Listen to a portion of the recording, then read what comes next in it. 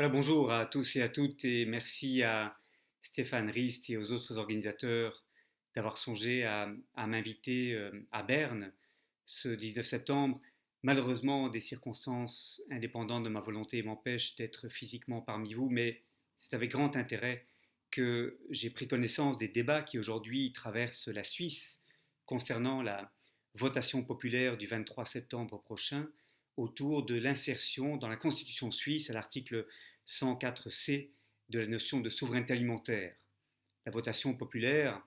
concerne l'inscription d'un article de la Constitution qui veut promouvoir, je cite, une agriculture paysanne, rémunératrice et diversifiée, fournissant des denrées alimentaires saines et répondant aux attentes sociales et écologiques de la population. Et la votation porte sur un article qui fait référence à des prix équitables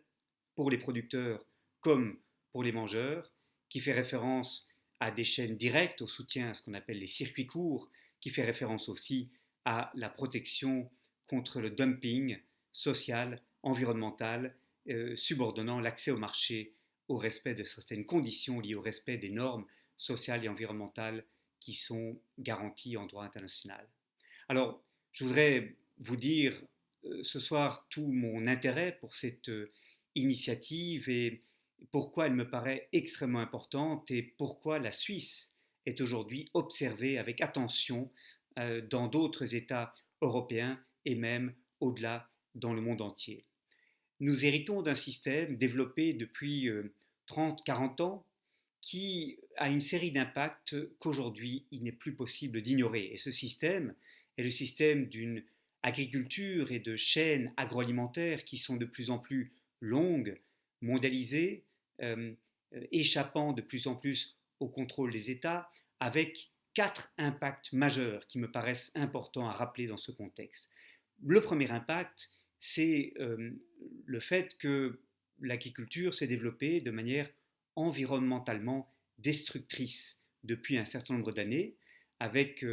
des méthodes de production qui ne préservent pas la santé des sols, qui augmentent les émissions de gaz à effet de serre, les sols qui pourraient être des puits de carbone sont devenus, dans beaucoup de régions qui pratiquent des monocultures intensives, des émetteurs nets de carbone, avec une perte considérable de biodiversité, avec aussi une pollution des nappes phréatiques ainsi que des sols liés à l'agriculture industrielle. C'est la première conséquence de cette mise en concurrence généralisée des agricultures du monde au détriment du respect de normes environnementales, au détriment de la capacité pour les États d'imposer des normes environnementales suffisamment strictes aux agriculteurs. Deuxième conséquence, deuxième impact, ce sont les impacts sociaux. Dans beaucoup de pays, dans tous les pays du monde en fait aujourd'hui, on voit disparaître à une échelle euh, sans précédent les petites exploitations agricoles, qualifiées parfois de familiales. Dans un pays comme la Belgique, nous perdons à peu près 60 fermes par semaine et depuis une trentaine d'années, le nombre d'exploitations agricoles a été réduit de 2 tiers. Et je pense que les statistiques pour la Suisse ne sont guère plus encourageantes. En fait, ces petites exploitations, bien qu'elles soient hautement productives à l'hectare, bien qu'elles soient en mesure de rendre toute une série de services à la collectivité, ne sont pas suffisamment compétitives, concurrentielles sur des marchés qui favorisent les économies d'échelle, la production de gros volumes de matières premières agricoles qui sont des services ou des attentes que les grandes exploitations fortement mécanisées, industrialisées sont mieux à mesure de satisfaire. Et donc on a partout cette pression sur la petite agriculture et cette disparition programmée des exploitations à petite échelle. À quoi s'ajoute une exploitation de la main-d'œuvre employée dans l'agriculture et plus largement dans l'agroalimentaire, qui, au nom d'une réduction des coûts, va réduire les droits sociaux et va fixer des rémunérations qui sont insuffisantes au regard des exigences d'une vie conforme à la dignité humaine. Troisième conséquence, c'est des conséquences sur la santé. Cette agriculture industrialisée fournit des matières premières agricoles à une industrie agroalimentaire qui favorise la consommation de plats préparés, d'aliments fortement transformés, qui ont des impacts en matière de santé publique considérables. Euh, la croissance de l'obésité, du surpoids et de l'obésité dans toutes les régions du monde est liée notamment à l'évolution de régimes alimentaires qui se basent moins aujourd'hui sur des produits frais qui sont cuisinés chez soi que sur l'achat de produits déjà préparés, fortement euh, transformés et avec des taux de teneur en graisse saturée, en sucre, en sel ajouté qui rendent les gens malades. Et c'est une préoccupation aujourd'hui que les gouvernements doivent avoir à l'esprit, étant donné les impacts de plus en plus importants que le surpoids et l'obésité font peser sur les soins de santé. Et puis, quatrième impact, c'est dans les rapports nord-sud, l'agriculture productiviste telle qu'elle s'est développée depuis 30 ou 40 ans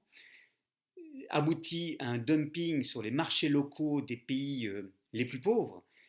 empêchant en fait ou décourageant les gouvernements de ces pays d'investir dans leur propre filière agricole et d'investir dans le soutien à leur propre paysannerie. Et c'est la raison pour laquelle beaucoup de pays, notamment d'Afrique, sont devenus aujourd'hui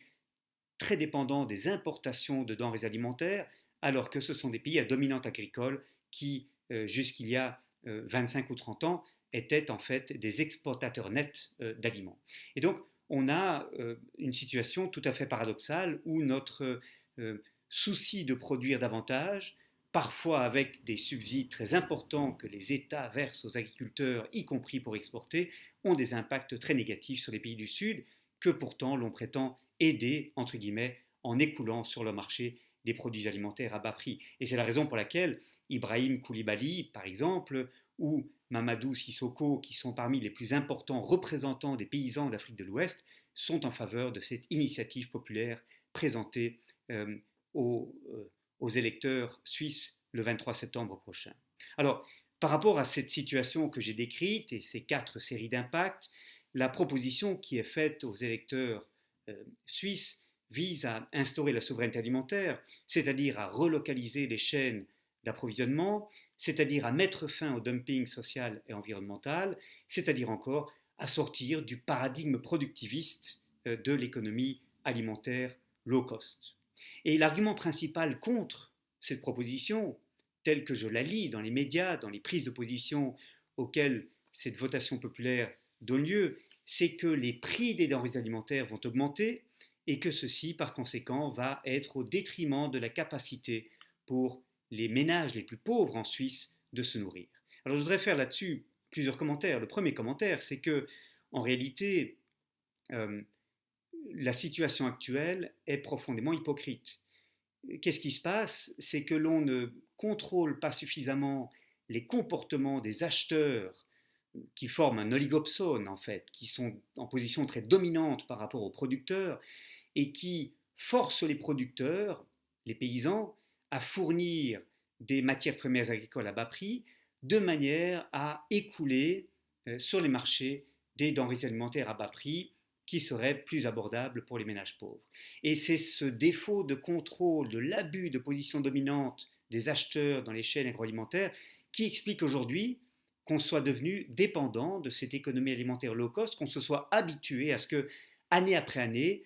les prix réels des denrées alimentaires n'augmentent guère, ou en tout cas augmentent moins vite que l'inflation. Et donc, c'est une situation extrêmement problématique où, en fait, les consommateurs bénéficient à court terme d'un abus de pouvoir, d'un abus de position dominante de la part des acheteurs dans les chaînes agroalimentaires. Ceci appelle de la part des autorités une attention, notamment par l'utilisation plus, je dirais, rigoureuse du droit de la concurrence. Deuxième remarque, c'est qu'on assiste en fait dans ces marchés à une sorte d'effet cliquet. Lorsque les coûts de production augmentent en raison d'une augmentation des prix de l'énergie ou du coût des matières premières agricoles, les firmes de l'agroalimentaire et les grands distributeurs répercutent ces augmentations sur les acheteurs. Alors que quand les prix baissent, quand les coûts de production baissent, ces gains ne sont pas répercutés sur les prix que paye le consommateur final, qui par conséquent ne bénéficie pas autant qu'il le pourrait de cette volatilité des prix qui s'est accrue sur les marchés agricoles. Ma troisième remarque, plus fondamentale, c'est que aujourd'hui, ce sont les ménages pauvres, ce sont les ménages les plus défavorisés qui souffrent le plus de la malbouffe et de cette série de maladies non transmissibles qui sont liées à une mauvaise alimentation, une alimentation de faible qualité. Dans toutes les enquêtes, dans toutes les études scientifiques qui portent sur l'évolution du surpoids et de l'obésité, ce sont les ménages aux revenus les plus faibles, au niveau d'éducation des parents les plus bas, qui sont identifiés comme les principales victimes. Et c'est là qu'on repère les cancers gastro-intestinaux, les diabètes,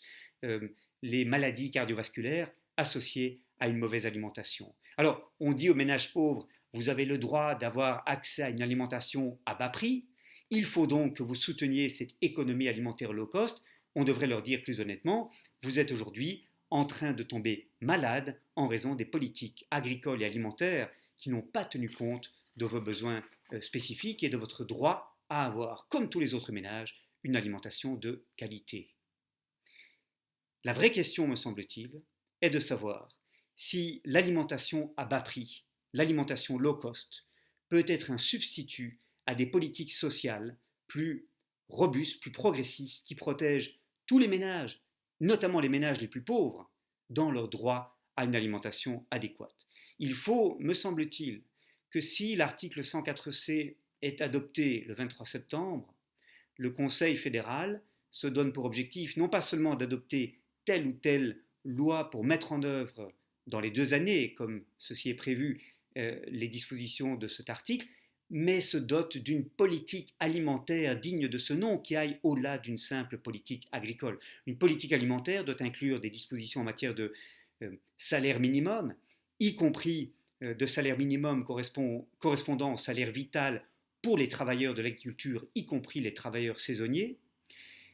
Une politique sociale qui doit comprendre un renforcement de la sécurité sociale pour permettre aussi aux ménages les plus pauvres de faire face à un renchérissement des coûts des denrées alimentaires. Et c'est uniquement si l'on combine cette politique sociale à une politique agricole que l'on pourra parler d'une politique alimentaire intégrée. C'est celle-là, au fond, qui doit correspondre sur le plan politique à ce que la souveraineté alimentaire serait sur le plan juridique. Voilà, je vous remercie, je vous souhaite d'excellents débats sur ce sujet extrêmement important qui, comme vous le voyez, me tient particulièrement à cœur.